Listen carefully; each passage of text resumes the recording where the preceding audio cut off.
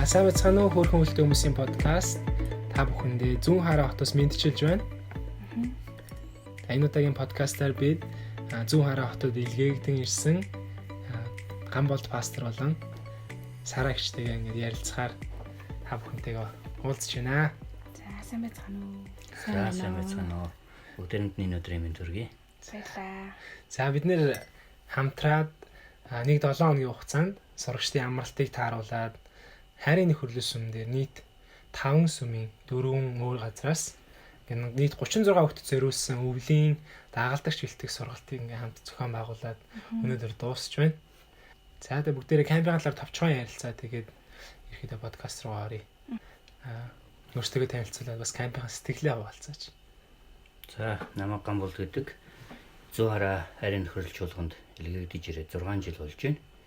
Энэ хоорондоо миний үйлчилж байгаа талбар бас харсан хараа алсын хараа гэх юм бол гэр бүл хүүхэд гэсэн юм хараатай үйлчилдэг. Тэгээд бас яг энэ зүйл дээр маань бас нэмэр эзний бас хүч нэмэгдэж бас үнэхээр хүчтэй залуучууд ирж энэ газар дагалдагч бэлтгэх конференц хийлээ. Тэгээд энэ маань үнэхээр бас эзний бас өөрийнх нь төлөвлөгөөн дотор бас үнэхээр гайхалтайгаа явагдлаа. Сэтгэл хангалуун байна. Хүүхдүүд маань ч гэсэн үнэхээр их хүчрхэгжиж байж усгагдсан. Тэгээд тэдний нүүр үнэхээр сайхан гэрэлтсэн юм байгааг хараад эзэндээ талархчихлаа. За Сарагч минь гэр бүлийнхаа талаар товчхон ярилцгаалаач. Манай гэр бүл намайг болохоор Сарантай гэдэг. Тэгээд бид хоёр 4 хүүхэдтэй. Том хүү маань одоо 14 настай, дараагийн охин маань 11 настай. Тэгээд 8 настай, 6 настай. 4 хүүхэдтэй. Тэгээд бид хоёрын бас яг цаашдын хараа зорилго бол яг хүүхдүүдийн төлөө гэсэн зорилготой дараагийн үеийг босгохын төлөө. Тэгээд эзэн бас яг энэ зүйлээр дамжуулж бас яг энэ газар өөрхөн ажлыг хийж байгаад нь бас үнэхээр их талархаж байна. Тэгээд цаашдаа энэ газар эзний сэргэлт ирнэ гэж итгэж байгаа. Тэгээд энэ газар үнэхээр эзэн эхлүүлсэн зүйлээ эзэн гайхамшигтай төгсгдөг. Тэгээд энэ зүйлд нь үнэхээр их талархаж байна. Амен. Тэгэхээр Улаанбаатар Баян хайрын хөрлөж чуулга хоёр хамтраад энэ хүүхдийн 7 хоногийн дагалдагч бэлтгэх сургалтыг ингээд зохион байгуулад дуусч байна. Бүгдээрээ бас сонсож байгаа хүмүүс илгээлтийн эзэн илгээгдээд ирсэн гэдээ ярихаар те зарим нэг хүмүүс илгээлтийн эзэн мишнер гэхээр зөвхөн гадаадын улс руу тэгээ аль нэг газар руу тэгээ явж иж тэгээ өөр нэг улс оронд очиж иж заавал мишнер болт юм шиг боддог байгаа. Тэгэхээр тэгээ бас Монгол дотроо те бас зүүн хараад онцгойлон илгээгдэж ирсэн байна. Тэгэхээр яг хизэнээс тэгээ яг илгээгдэхээр бол хаанаас энэ бүхэн эхэлж ив. За анх 9 жилийн өмнө нэг цуглаан дээр эзний дуу хоолой сонссон. Илгээгдэх талаар тухайн үедээ би өөрөө үнэхээр энэ талаар хүлээн зөвшөөрөх боломжгүй байсан. Тэгээд тэрнээс хойш бас 2-3 өдөр энэ бодол маань явсаар байсан. Тэр хооронд эзэн намайг үргэлж бэлдсээр байсан. Тэгээ 3 дахь өдөр бас эхнэрд маань энэ ижлэхэн энэ үг өгөгдөө тэр өдгөө бүр очих газар нь хүртэл тодорхойгоор өгөгдөөд эмэгтэй хүнд бүх зүйл нарийн мэдрэмжтэйгээр өгдөг шиг бүх зүйлийг тодорхойгоор өгсөн. Тэр хооронд эзэн миний зүрх сэтгэлийг гисэн яагаад болохгүй гэж яагаад илгээгдэж болохгүй гэж гэдэг зүрх сэтгэлээ бэлтчихсэн байсан. Тэгээд бид хоёр пасторыгаа бас 4 дахь өдөр пастор бид хоёроос асуусан. Тэгээд бид хоёр аль хэдийн эзнээс үг аваад эзнээс сонсоод эзэн биднийг ятгаад зөвшөөрүүлсэн байсан учраас бид нь хамгийн түрүүнд тэгье гэдэг хариу өгсөн. Тэгээд тэрнээс хойш илгээлтээр 9 жил үйлчилж байна. Тэгээд сэлэнгэд 3 жил үйлчилсэн. Энэний эхний 1 жил нь явж үйлчилсэн. Дараагийн 6 жил нь зүүн хараа хотод ирээд үйлчилж байна. Үнэхээр энэ газар эзэн биднийг дуудсан гэдгийг ирсэн өдрөөсөө эхлүүлээд бидэнд мэдрүүлсэн. Үнэхээр бас охинд маань сорилт ирж охины маань морин сүнсийн айцаар хожиж түүгээр дамжуулан биднийг ч гэсэн энэ айц тодорхой хэмжээгээр оруулж исэн. Тэгээд энэ хоногудад эзэнлүү хандан залбирч гуйж бас охиныгоо энэ ирсэн гэр бүлээ чуулгана бас ерөөн тосолж ингэсний дараа энэ айц охиноос маань алга болсон. Тэгээд энэ дээр бид нэр юу гэж хүлээж авсан бэ гэхээр энэ газар бидний үйлчлэх талбар мөн байна. Эзэн энэ газар биднийг юутай тулах гэж, юутай тэмцэх гэж ирсний маань бас харуулсан ийм үзэгдэл байна гэж бид нэр бас итгэж авсан. Тэгээд эзний дуудсан дуудлага, эзний өөрийнх нь сонгосон газар мөн байна гэдэг зүйлийг бид нэр үгээрээ бас баталж хараад эзэн бидэнтэй үргэлж хамт байх юм байна гэдэг урмыг авч ирсэн. Ийм цаг мөч байсан. За тэгэхээр бас бид нар бас хоорондоо энийг бас яаж мэддэг талаараа бас хуваалцсан. Ер нь бол номин бид дөрөв хувьд бол Христийн нөхөрлөл сүмийн нэг сүмийн хүмүүс байгаа. Тэгээд бид дээр бол би бол бас дарханд тайх гэж байгаа багасаа мэднэ. Тэгээд бид бас дархных тэгээд гурлаад бид нар бол дархны Христийн нөхөрлөх. Манай эхнэр бол одоо Улаанбаатар хот Христийн нөхөрлөл сүм байгаа. Тэгээд хэдэн жилийн өмнө анх Христийн нөхөрлөл зүүн хараад энэ тэгээд хайрын нөхөрлөл чуулганыг хизээд харсан юм болов.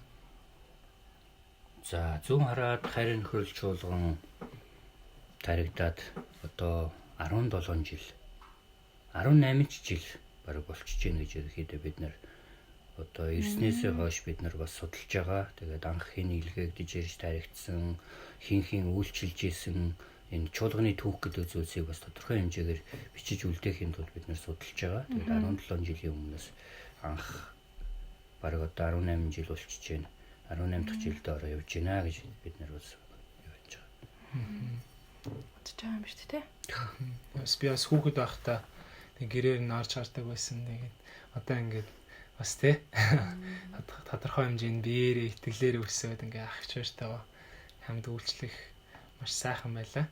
Тэгээд Америкт байх хугацаанд бас холбогдоод надад бас залбирлын захиагаа хуваалцаад залбирлаараа бас хамт байсан, хамт үйлчлэхийг маш их хүсэжсэн. Тэгээд юм боломж олдсонд маш их баяртай байлаа. Тэгээд өсвөрийн үйлчлэл, манай хайрын нөхөрлөлийн өсвөрийн үйлчлэл бас миний хувьд бол бас амжилттай явсан байна. Өөр бас өсвөр насндаа эзнийг хүлээж авч, эзний даах шийдвэр гаргаж ирсэн учраас яг тэр ийм залуучуудыг, охтуудыг хараад маш их сэтгэл хөдлөдөг. Тэмжиж чаас энэ бүхнийг бас үнэхээр гой сэтгэлээсээ зохион байгуулах гой хүч байлаа. Тэгээд одоо яг өсвөрийн үйлчлэл маань хэр явж байна? Хичнээн өсвөрийнхэн байна. Хайрын нөхөрлөл чуулгана. За бид хайрын нөхөрлөл чуулганы өсвөрийн үйлчлэл, өсвөрийн цуглааныг хийгээд жил гарan одоо 2 дахь жилүүгээд өгч байна. Тэгээ энэ хооронд мэдээж анхандаа хүүхдүүд маань бас мэдээж идэх багтай оролцоо багтай байсан боловч бид нөхөрлөл дотор маш их өсгсөн. Тэгээд дээр нь эзэн яг өөрийнхөө төгс төлөвлөгөөний дотор дагуу яг хэрэгтэй хүмүүсийг цагт нь явуулдаг байсан.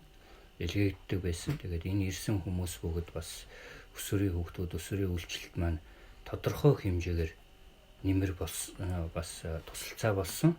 Бас эзнийг харуулж өгсөн. Тэгээд энэ дээр маш олон хүмүүс ирсэн.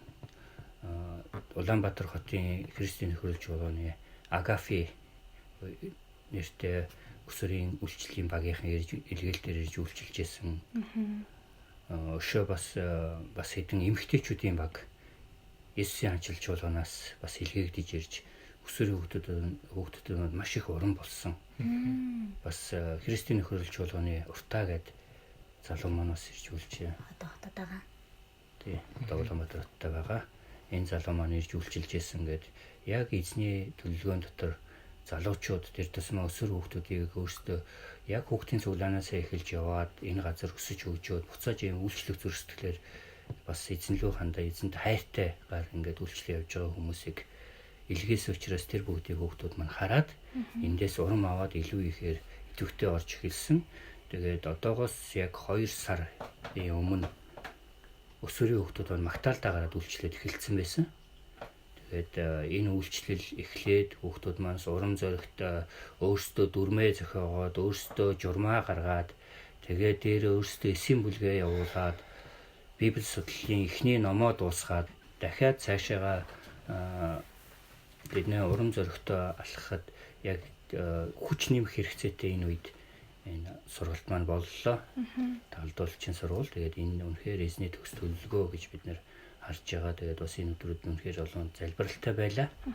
Тэгээд яг энэ залбирал донд ч гэсэн эзэн ажиллаа хийсэн хүүхдүүдийг гаргасан шийдвэрийг тэгээд тэдний анх ирээд одоо байгаа харилцаа тэгээд сурсан хэвшил энэ бүгдийг хараад үнэхээр эзэнтэй талархаж байгаа.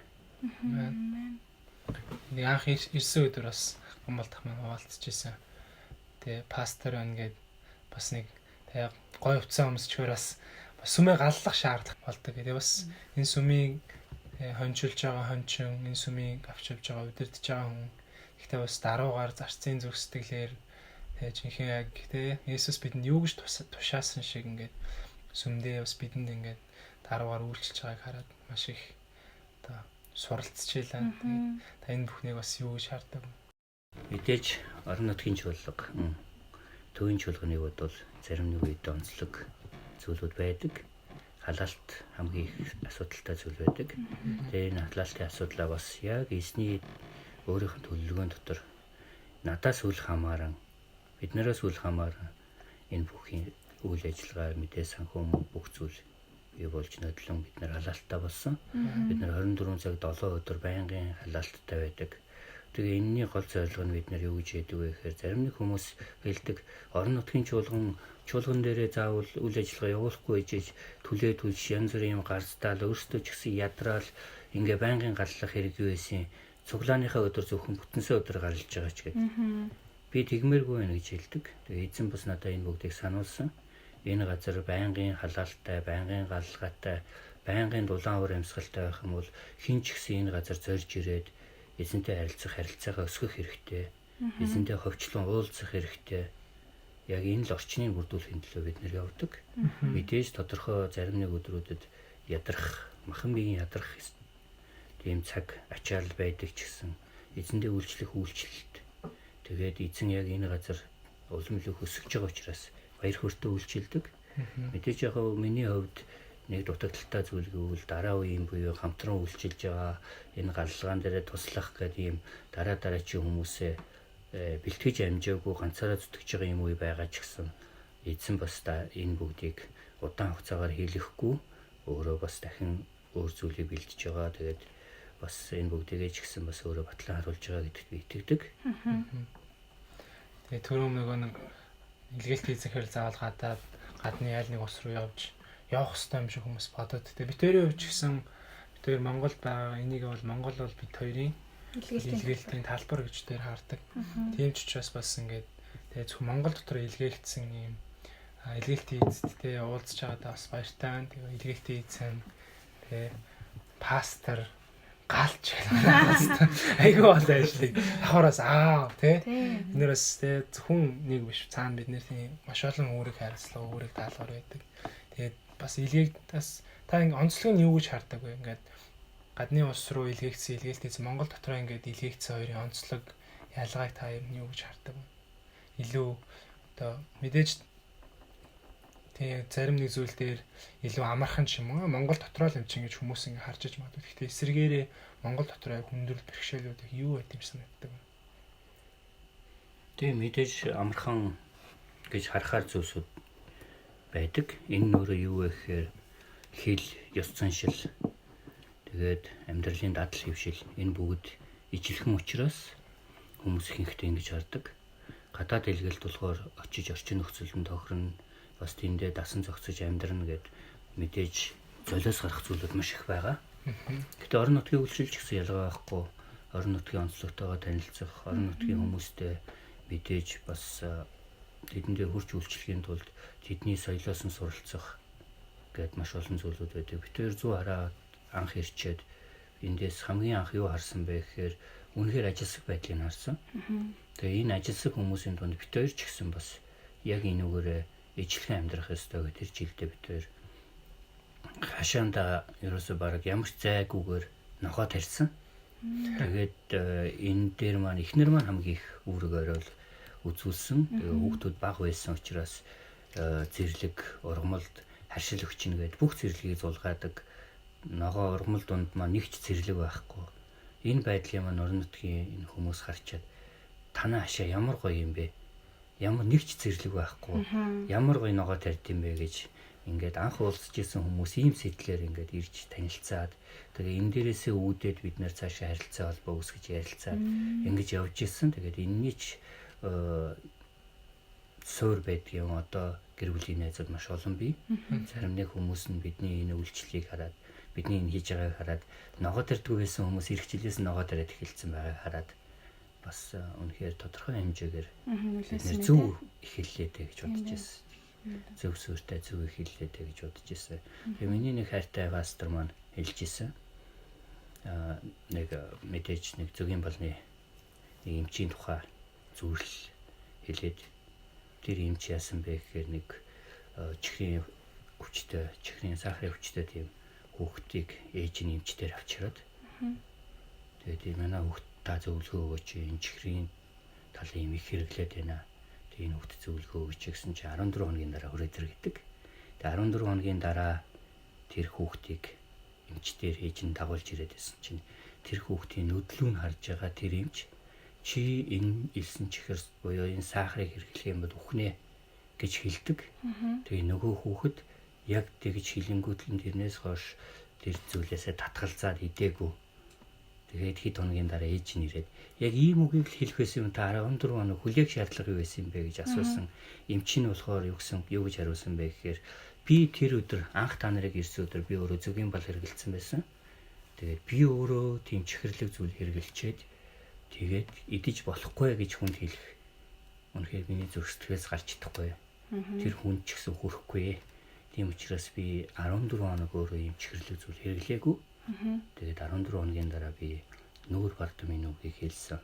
Тийм учраас энэ үг тэр хүний зэрхэнд нь хүрсэн гэдэг ийм сургаал зөвлөлийг ярьж ирсэн тэр пастор маань. Тэгээд яг би энийг илгэлтийн талбар дээр боломж гарвал хэрэгжүүлэх гэж хичээдэг. Тэгээд бид нэр өөрсдөө аливаа зүйлийг боломжоор сайныг хийх гэж хичээж чадахгүй бол бид нэр яаж бусдад дараа нь энэ зүйлийнхаа талаар ярих гэж байгаа. Тийм учраас энэ зүйл талбар дээр бас аль болох сайн зүйлийг зөвөр эзэнтэй хамт хийх хичээдэг. Тэгэхээр зүү хараад маань одоо хичнээн сүм чуулган байна. Зүү хараагийн маань бас тэгээ илээгдэж ирсэн газрын маань онцлог юу байна? Хоёр бас юу гэж хаардаг бас сонсоод тэгээ зүү харааг мэдхгүй хүмүүс бас сонсч иж магадгүй. Тэгээд манай подкастыг бас Америкт байгаа залуучууд, Европт, дэлхийгээр байгаа залуучууд бас сонсож байгаа, сонсох бах. Тэгээд зүү хараагийн талаас танилцуулаач. За зүү хараа ер нь нутгийн хүмүүс их зүү хараагаар бахархдаг. Мэдээж ирж үйлчлээд энд амьдарч байгаа бид нар ч гэсэн энэ бахархлыг бас хамтдаа тээж явдаг. Энэ нөрөө юу вэ гэхээр зүү хараа Монголд хамгийн том сум. Аймагаас илүү хүн амтай. 31,000 хүн ам гэж ярьдаг баха. Аймаг Сэлэнг аймгийн төвөөрөө 29,000 хүн амтай.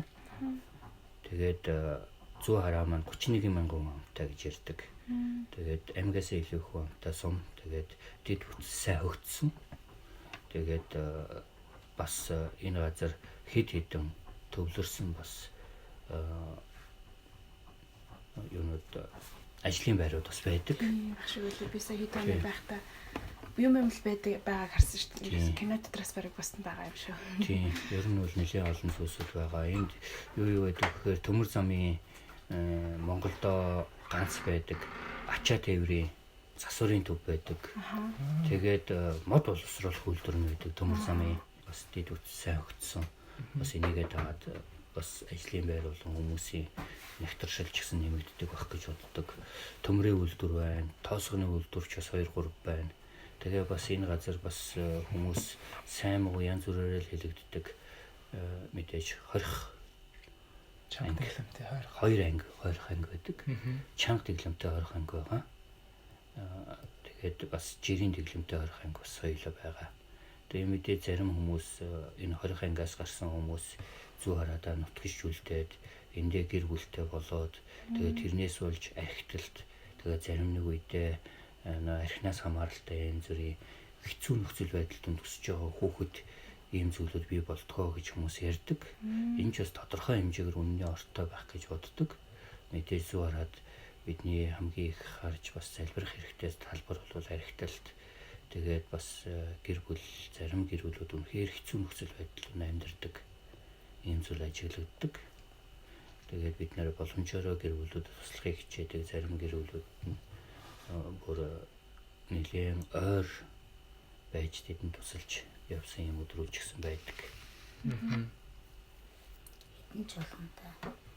За энэ зүү хараа Евангели чиглэлийн 8 чуулган байдаг. Тэгээд нь бол олон чуулган шүү дээ. Олон чуулган байгаа.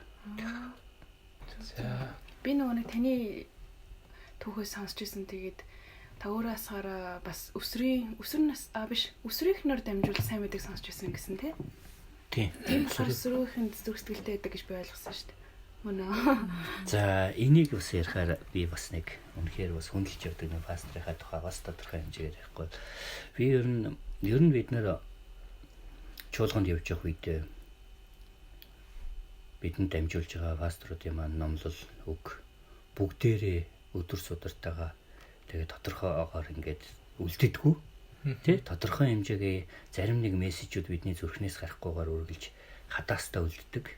Тэ юм уяатай бүр чигчсэн ингээд одоо миний хөндлөж явдаг бас түүнээс суралцж явдаг нэг пастор маань нэг 7 хоногт бид нэр өөрсдийн дуудлагаа яаж харах вэ гэдэг энэ зүйлийн талаар номлож исэн. Тэгээд ингэж номлож явах үедээ аливаа зүйлийг буюу янз бүрийн хэцүү нөхцөл байдал ийм зүйлүүдийг яг юуг илүү их хүн дээр ингэж хүлээж авна. Зүрх нь өвдөлттэй тийм ингэж хүлээж авна. Энэ өөрийн чинь дуудлага байх боломжтой.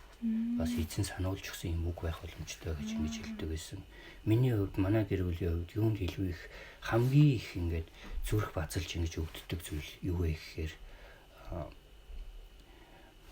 гэр бүлийн асуудлаас болоод уйлж байгаа хүүхдүүд гэр бүлийн асуудлаас болоод шүн гэртээ байж чадахгүй хүүхдээ дагуулад цүнх үрдсэн яваа эмэгтэйчүүд хаана очиж хонхоо мэдгээ байчихсан асуудалтай ийм хүүхдүүд эднэрийг хараад үнэхээр зүрх шимширдэг.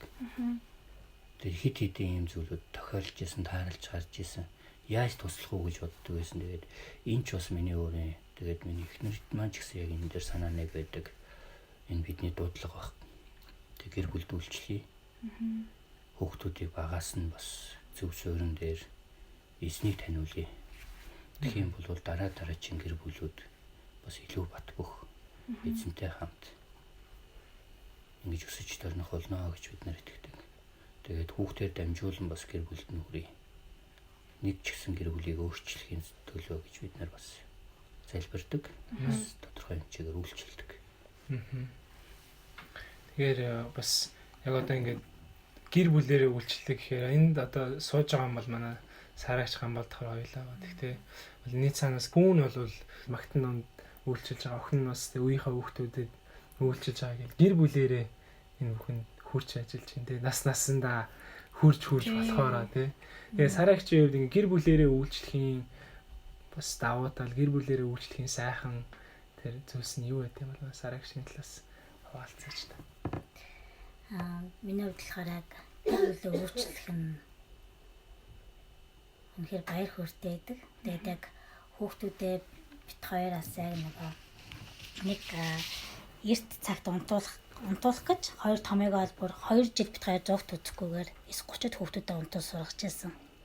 Тэгээд бид яг ингээд илгээгдэхээс өмнө бид нар ингээд даханд амьдарч байхдаа бид газраар ингээд зулаал хийдэж байхдаа бид нар ингээд манай хүүхдүүд томоосоо жижигээс ахуулаад бид нар өнөөдрийн төлөө эзэндээ талархъя гэдэг хүүхдүүдтэй хамт бүгдээ талархаад унтдаг. Тэр зүйлээ бит хоёр бас хүүхдтэй айгу зааж өгсөн. Тэгээ маань нөхөр маань бас яг тэр зүйлээр бас хэлжээс миний эхнэрийн хийдэг зүйл айгу зөв зүйл хийсэн байна гэд хэлжсэн. Тэгээ би яг тэргээр бас айгу баярлж байсан. Тэгээ яа тэгэхээр пастор маань бас яг тэр үед бас яг хүүхдүүдийг ингээ өрөөж авах үед хүртэл хэлжсэн. Бидний бас ганцхан ингээ хүүхдийн хичээл тэр хүүхдийг даатгаад орхих биш. Харин бидний эцэг эхийн бас өөрийн хариуцлага байд юм аа. Тэр хүүхдүүдийг бас эзний үг рүү эцэг эхүүд та нар маань бас эзний үг рүүгээ бас ингээд илүү хандуулж өгөөрэй тий. Библи уншиж өгөөрэй. Хамтаа залбирдаг байгаараа. Тэгээ тэр үг яг миний зүрхэнд яг орсон. Нэрэлэг бидний сүнс яг өсдөг шиг миний хүүхдүүдийн сүнс хүртэл ингээ өсгөлэн байдаг. Тэгээ яг тэр зүйл дээрээ хүртэл би бас яг энэ зүйлийг би зүрхэндээ оруулж өөрөө би бас хэрэгжүүлж хүүхдүүдийн төлөө хамтдаа ингэж залбирч ирсэн юм. Тэгээд үнэхээр бас манай хүүхдүүдийн маань хүүхдүүдээс маш их зүйлийг сурдаг. хүүхдээсээ хүртэл. Тэгээд тэндээ хүүхдүүд бол үнэнхээр итгэмжтэй. Тэр гуйлтыг хизээж мартдаггүй. Өвөө эмийнхээ төлөө үнэнхээр тасралтгүй гуйжсэн манай хүүхдүүд бол. Тэгээд яг манай хүү 8 жилийн дараа манай аав маань эст итгэсэн. Тэгээд тэр үед гэсэндээ манай хүүхдүүд бас үнэхээр эзэн талархаж ирсэн. Тэгээд өвөөг минь эст итгүүлж өгсөн баярлаа. Одоо эмээг эст итгүүлж өгөөрэй гэд. Тэгээд би тэр үедээ хүүхдүүд аяг урам өгдөгсөн бит хоёроо үнэхээр эмээ нь утахгүй эзэн дээр ирнэ гэд тохиолжсэн. Яг 2019 онд ээж маань эзнийг хүлээж авсан. Тэгээд хүүхдүүд маань энэ зүйлдээ үнэхээр баяртайгаа эмээ өвөө эзэн дээр ирчихсэн зүйлийг хараад тэгээд үнэхээр энэ зүйлдээ бас хүүхдүүд маань айгүй баярлдаг. Тэгээд бидрүүд илгээлтээр явах үед зарим үедээ илбэг үе байна. Заримдаа хоосон онох үе байна. Харин тэр үед хүүхдүүд маань ямар ч сэтгэл хангалуун, гомдлох сэтгэл байдаггүй. Энэ зүйл бидний юм тутмаг байх үе энэ зүйл цөөхөн хоног байдаг гэдгийг манай хүүхдүүд маань хүлээгээд зөвшөөрчихсөн. Тэр зүйл дээр айгу төвчээртэй болчихсон. Тэр зүйлийг харахтаа бүлбэтгээр айгу баярлдаг. Тэгээд бидний эзэн ямар ч ханганаа гэж миний хүүхдүүд хүртэл ингээд эзэнд найдаад итгэл. Тэгээд бидний хамгийн чухал зүйл яг залбирал, эзэнтэй л харилцаа. Тэр зүйл байдаг. Тэгээд бас илгээлтийн талбарыг явуулах хүмүүс бас хоолыг боддог. Гэхдээ бидний хамгийн ихний илгээгдэж илгээлтийн талбар бол бидний гэр бүл шүү дээ, тий. Тэгээ Библиэлд ч гэсэн хажуудаа байгаа хүний хайрлж чадахгүй гэж тий. Харагдахгүй эзнийг та нар яаж хайртай гэж хэлж чадах вэ гэж. Илгээлт гэхээр хүмүүс ихэнхдээ ямар нэг талбар руу золиос гаргаж явж одоо ингээд магадгүй орон нутаг руу ингээд золиос гаргаж явж ингэж үйлчлэгийг илгээлт гэж ихэнхдээ хараад идэг. Миний бодлоор илгээлт бол өөрөө өдөр тутмын гэр бүллүүгээ илгээгдэж байна. Ажлын талбар руугаа илгээгдэж байна. Бага газар болгон дээр хүн тусгал болохын тулд илгээгдэж байгаа. Мэдээж чуулган дээр очиж чуулган дээр эзний өдрийг сахичаад гэрлүүгээ явахдаа энэ өөрөө илгээлт. Тэглэг байх уу? Сайн мэдээг тунхлах, сайн мэдээг гიშлэх, сайн мэдээний сайн хөрсөөрийг дараагийн хүндээ бэлтгэх. Их усөр нь хувь хүн өөрөөс тэгээд түүнийг хэрэгжүүлж байгаа эзний үгнээс сонсоод түүнийг хэрэгжүүлэх. Тэгээд эзэнтэй зурж түүнээс залбирлын хариугаа авч байгаа итгэл энэ бүгд илгээлт гэж боддог. Ингээд чуулш тий зарим миний ингээд сонсч ирсэн тийм тохиолдлууд дээр маш олон тохиолдолд илгээлтийн эздүүд гэр бүлийгээ орхитуулсан тохиолдлууд ингээд бус хүмүүст үйлчлэхийн анхаардаг сайн мэдээг ярих үнэхээр хүсэлтэй боловч гэрийнхэндээ л ярьж чаддаггүй ч юм уу тий гэрийнхнийхээ төлөө залбирхаа мартдаг ч юм уу тэр нь амар дутагдaltaй санагддаг гэсэн баггүй юу тэг энийг харахаар л тэгэхээр цохол тий хамгийн түрүү гэрийнхэндээ хаврээд явж байгаа чинь бахмаар байна. Тэгээд хүүхэд өөрөө хамгийн итгэмжтэй байдаг. Одоо 10-11 жилийн өмнө эхнэр маань хүүхдүүдтэйгээ орой болгон үгээс хуваалцдаг, сонсдог, эзний үгийг уншдаг. Зарим нэг л эзний үг орсон сургамжит өгүүлэлэг, сургамжит зөвлөлүүдийг уншиж тэрнийхээ тухай ярилцдаг. Тэгчээ дараа нь талархлын залбирал хийдэг. Энэ хэвшил маань хүүхдүүдэд маань залбирлын сэдвийн уламжлалт нэмсээр байсан. Анхны залбирал гуйлтан дээр хүүхдүүд маань мэдээж тоглоом, хэрэгцээтэй зүйлс тэгээл өөрсдийнхөө төлөө залбирдаг байсан бол сүулдэ эмээ өвөө ах トゥ магадгүй зарим нэг удаа манай халамжлагч нэг пастор биеийн өвдсөн байсан. Тэр пасторын төлөө залбирах хэрэгтэйгээд гэр бүлээрээ залбирч исэн. Тэгээд тэр хүн биеийн зүгээр болоод босоод ингээд үйлчлэгээ явж явах хүртэл манай хүүхдүүд та эрүүл болгож өгөөрэй л гэж залбираад байсан гэдэг. Эрүүл болцсон шүү дээ гэсэн чинь өө тийм үү баярлалаа гэж ингээд залбирж ирсэн. Тэгээд үнэхээр хүүхэд итгэмжтэй. Амар сэтгэлтэй. Тэгээд үний хариуж гисэн эзэн бас хариултаа өгдөг. Тэгээд дөрөв бас ярьж ирсэн баг тий. Тэгээд анх сайн мэдээ сонсдгийг анх эзэн дээр ирэх. Тэгээд эзэн биднийг бас ингээд энэ газар сонгож авсан. Эхлэл бол өсвөрийн хүүхдүүд бидний төлөө зурсан залбирдаг байсан юм аа. Онцгой миний төлөө би таны төлөө гуйж байгаа штэ гэдэг ингээд гүдэг байсан. Энэ хүүхдийг тухайн үедээ би тоодгүй байсан. За энэ хүүхэд гэж ингэж хардаг байсан. Харин тэр залбирлыг эзэн аль хэдийн сонсцсон байсан. Тэгээд түүнийхээ дагууч гэсэн эзэн ажиллаа хийсэн. Тэгэхээр үнэхээр гайхалтай итгэмжт нэг юм бол бас ертөнцийн эзэн өөрөө хоёр дахь хүүхдийн залбиралгүй болт. Үнэхээр итгэмжтэй. Тийм шүү тий. Библиэл дээр бас те залуу хүүхдүүдийг те өөргөө баг залуу гэж бүү гол гэж үүдэг. Бас нөгөө талаас нэг харах юм бол бид нэр бас нэг талаараа бас хүүхдүүдийг баг залуу гэж бас голж болохгүй гэдгийг хэлсэн бас те биднэрт хэлж байгааг харав. Тэгээд тэгээ сүм чуулганы тэгээд сүм чуулган гэлтгүй Монгол улсын ирээдүйн өөрөө хүүхэд залуучууд одоо байгаа энэ өсвөрийнхэн байгаа тий. Тэгэхээр яг энэ өсвөрийнхний үйлчлээд явахад яг онцлог чухал зүйл тань юу санагддаг вэ? За онцлог чухал зүйл гэх юм бол тэдэнтэй ер нь боломж оруулал найз шиг нь байх юм бол үнэхээр тэд нэр илүү дотн байдаг. Тэгээд манай гэр бүлийн хувьд бол бид хоёр бас сүүлд нэг эзэн харуулж өгсөн зүйл баг. Тэгээд энэ арга өөрөө ч зүг байсан гэж байдаг. Манай өсвөрийн цуглааны хүүхдүүд хинж байсан манай гэрт орж ирээд чөлөөтэй энэ гэр бүл дотор чөлөөтэй тоглож чөлөөтэй энэ газар байж зарим өдрөө эцэг хэсэж өгшөөрл аваад энэ газар чөлөөтэй хондог. Тэгэхээр тэр цаг болгон дээр бид нар бас эзэнлүү чиглүүлэх гэж зарим нэг болохгүй алдаа дутагдлын тоглоом нарийн зарим үедээ шүүм сургамж маягаар бид нар хэлж өгдөг. Энэ бүгдийг энэ хүүхдүүд маань үргэлж хүлээж авч бас тэр нь хэрэгжүүлдэг. Тэгээд энэ бүгдийн эхлэл нь бол бид нар тодорхой хэмжээгээр найз байх гэж хичээдэг. Тэгээд энд бас байгаа гэж боддог. Тэгээ хүүхдийг жижиг гэж хүлээж авалгүйгээр бид нар том хүмүүсийг орж ирэхээр хүндэтгээл тэдэнд цай тавьж өгөөл, тавгийн идэ тавьж өгөөл ингэдэг мөртлөө хүүхэд орж ирэхээр ингэж найрсаг хүлээж авах үе заримдаа байдаггүй. Бид нар гэхдээ энийг орхигдуулсан байдаг. Би аль болох энэ зүйлийг орхигдуулахгүй хичээдэг. Орж ирэнгүүт л за өнөөдөр яаж ин хичээлэнд ажгүй юу? Цай уу? Шууд хичээлээсээ явж гинөө яаж ийн гэл ингээд хүлээж авахаар хүүхэд өөрлөө нь хандаад ингээд ирэхээр тэр хүүхэд илүү их дотн өөрийнхөө дотор байгаа зүйлсүүдээ хараад ярьж эхэлдэг. Тэгээд энэ газар илүү аюулгүйгээд өөрийгөө бүрэн нээж эхэлдэг. Тэгэх шүү. Тэгээд манай бас хайрын хүрлэлт чуулганы хүүхдүүд бүгдээрээ бас хөгжмийн зэмсгээр бас бүгдээрээ өөрсдөө хөгжүүлж тэр дундаа нөхөрлөж байгаа. Тэгээд ийм сурах зүйлс бас яг өсвөрийн үйлчлэлд маш чухал байд юм санагддаг. Тийм. Ер нь бол хүүхдүүд мэдээж энэ газар бас өсвөрийн хүүхдүүд сурч хөгжих маш олон зүйл дээр тэгээд дэрцэн сонирхол энэ дагуу сурч хөгжих зүйлсүүд их байдаг. Тэгээд энэнийх нэг бол бас ялцчгүй хөгжим.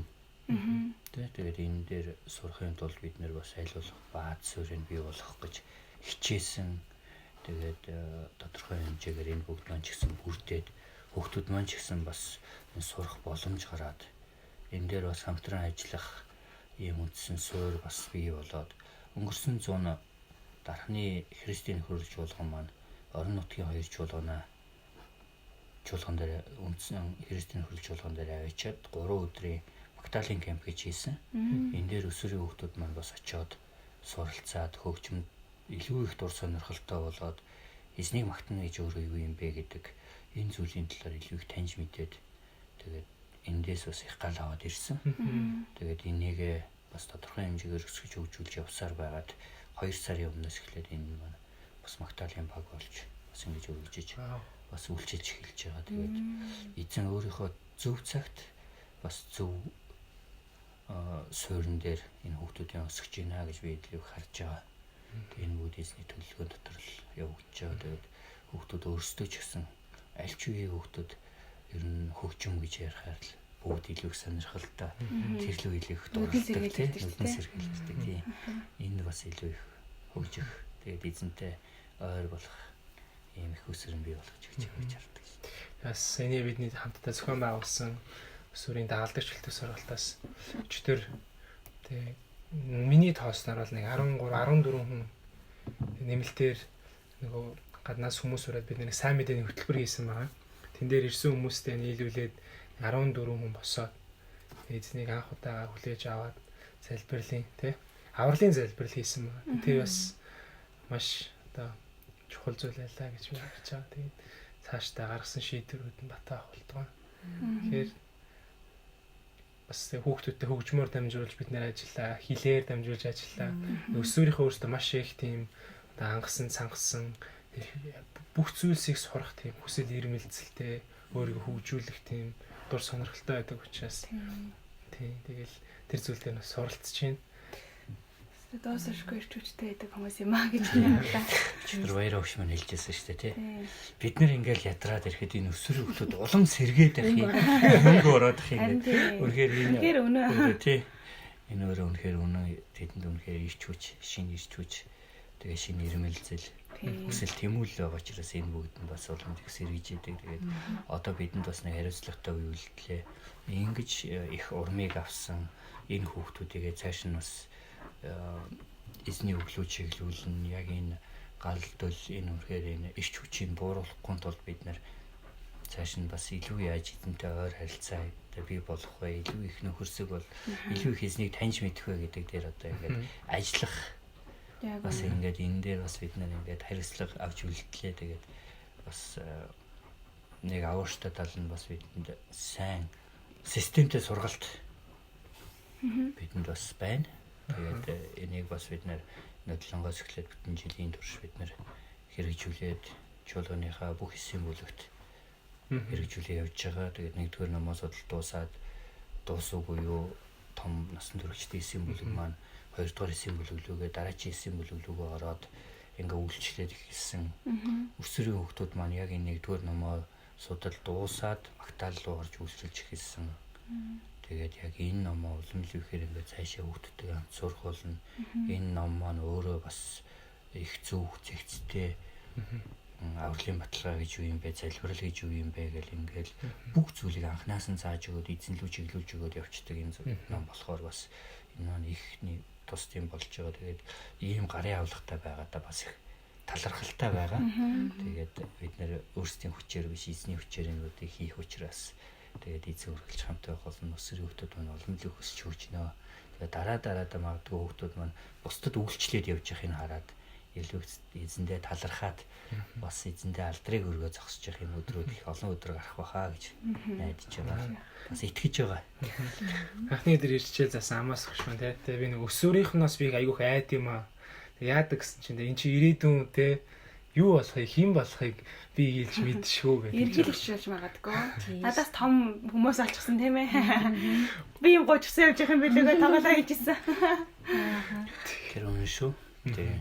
Энэс ч саяны нэг номынхон ямар ном нь бас сүмүүд бас систем хангалттай юм систем байхгүй. Ямар ном авч ашиглах уу? Яаж өсвөрийнхнийгоо бас тэг чадваржуулах уу гэдэг яах вэ? Ямар хөө гэдэг ном юм бол нэг энэ ном маань Sequoia үйлчлэл. Колсе 2-7 гэдэг энэ ном байгаа.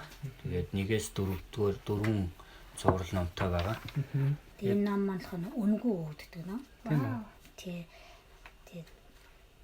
Тийм цэнхэр хавтастай модны зургтай ном байна.